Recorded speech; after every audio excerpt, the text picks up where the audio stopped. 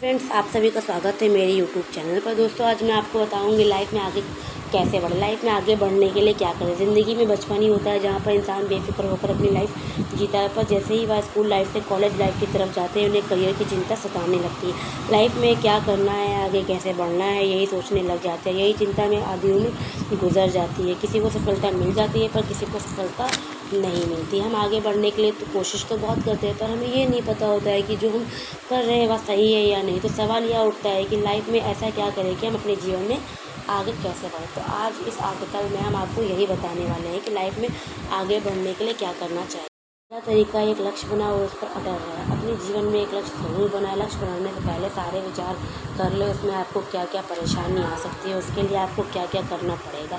आप अपना लक्ष्य बनाने के लिए चाहे तो थोड़ा टाइम ज़रूर ले सकते हैं, पर यदि आपने एक बार लक्ष्य बना लिया है तो उसे बार बार बदले नहीं। जो व्यक्ति बार बार असफल होते हैं उसका सबसे बड़ा कारण यही है कि वह बार बार लक्ष्य बदलते हैं। मैंने कहीं एक बात सुनी थी जिससे मैं बहुत प्रभावित हुई थी, वो मैं आपसे भी शेयर करती हूँ। किसी ने कहा था 10 फीट के 10 गड्ढे खोदने से ज़मीन से पानी नहीं निकलता। पानी निकालने के लिए आपको एक ही जगह गहरा गड्ढा खोदना होगा। इसका मतलब है कि आप ज़िंदगी में बार अपना लक्ष्य बदलेंगे तो आपको सफलता नहीं मिलेगी। सफलता तभी मिलती है जब आप एक लक्ष्य बनाएंगे और उसे पूरा करने के लिए भिड़ जाएंगे। दूसरा तरीका है, फेल होने से ना डरे, ना अपने लक्ष्य को बदले। फेल होने के सही अर्थ को समझने की ज़रूरत है। फेल होने का यह मतलब बिल्कुल भी नहीं है कि आप यह नहीं कर सकते। फेल होने से मतलब है कि कुछ कमी रह गई होगी, आपको फिर से एक बार मेहनत करनी पड़ेगी। स्कूल लाइफ में जब कोई बच्चा फेल हो जाता है तो इसका मतलब यह नहीं होता है कि वह पढ़ना छोड़ दे। वो 1 साल और मेहनत करता है और पास हो जाता है। वह फेल ज़रूर होता है पर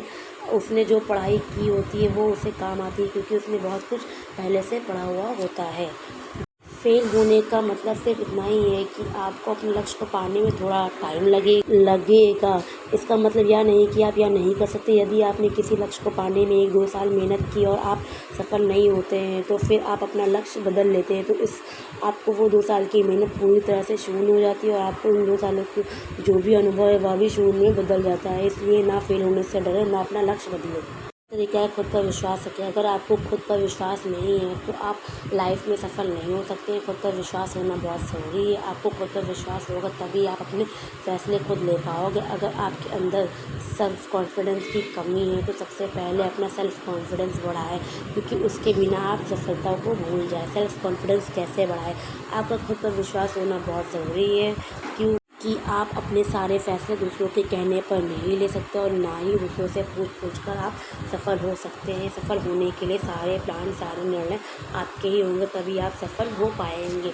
सिर्फ खुद पर विश्वास होना ज़रूरी नहीं, उसे बनाए रखना भी उतना ही ज़रूरी है, क्योंकि खुद पर विश्वास होगा तभी आप कोई काम शुरू कर सकते हैं। पर अपने लक्ष्य पर लगातार चलने के लिए सेल्फ कॉन्फिडेंस को बढ़ाने की उतनी ही ज़रूरी है, क्योंकि कोई भी मंजिल इतनी आसानी से सीधे सीधे नहीं मिलती। मंजिल को पाने के लिए बहुत सारे उतार चढ़ाव देखने पड़ते हैं। कुछ कोशिश में आप फेल भी हो सकते हैं, इसलिए खुद पर विश्वास होना और उसे बनाए रखना दोनों ही बहुत ज़रूरी हैं। चौथा तरीका है, मेहनत करने के लिए तैयार है। आपको लाइफ में आगे बढ़ना है, सफल होना है तो आप मेहनत से मुँह नहीं मोड़ सकते हैं।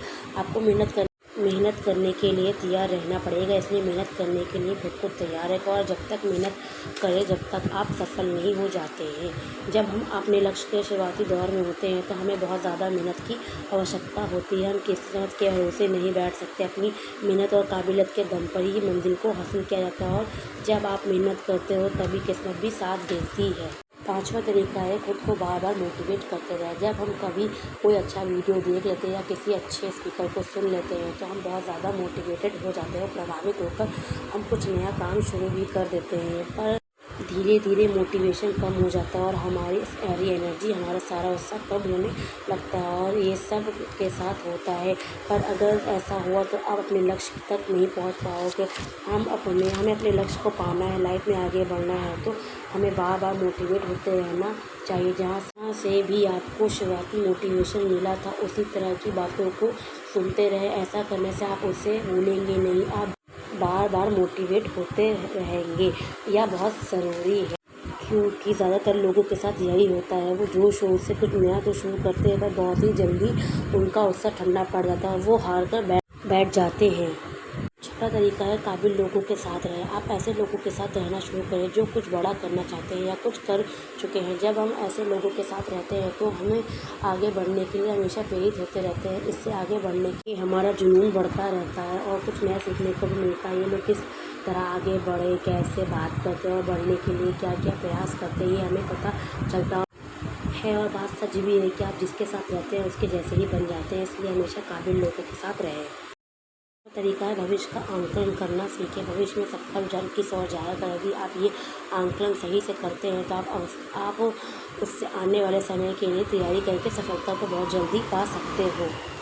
जिन्होंने भविष्य में दुनिया के रुझान को समझा है किस ओर जाएगा, उन्होंने उससे बहुत बड़े लेवल पर सफलता को पाया है। वह तरीका है भावनाओं पर काबू रखें। अगर आप ज़्यादातर भावनात्मक हो तो ये बहुत बड़ी रुकावट है आपके आगे बढ़ने में। जो ज़्यादातर भावनात्मक होते हैं वो कुछ भी छोटी छोटी बातों पर भावुक हो जाते हैं और उसके बारे में पूरा दिन सोचते रहते हैं। कोई उन्हें हर्ट कर देता है तो वह कई हफ्तों तक उसके बारे में सोचते रहते हैं। ऐसा होने से आप खुद के वर्क पर फोकस नहीं कर पाते और ऐसे वाक़ये तो आए दिन होते रहते हैं। इसलिए आपको अपनी भावनाओं पर काबू रखने की ज़रूरत है। आपको कोई फ़र्क नहीं पड़ना चाहिए कौन आपको पसंद करता है कौन नहीं करता, आपके बारे में कौन क्या सोचता है, आपको नहीं फ़र्क पड़ना चाहिए। आपको फ़ोकस सिर्फ अपने काम पर होना चाहिए, अपने लक्ष्य को पूरा करने पर होना चाहिए। नवा तरीका है किस्मत के भरोसे ना रहें। कुछ लोगों में ऐसे लोग भी होते हैं जो कुछ भी अलग नहीं करना चाहते। वो सोचते हैं अपने आप कुछ ऐसा हो जाए जब सब बदल जाएगा। वो किस्मत के भरोसे बैठते हैं कि किस्मत उन्हें कोई संकेत देगी जब उनकी किस्मत बदलने वाली होगी।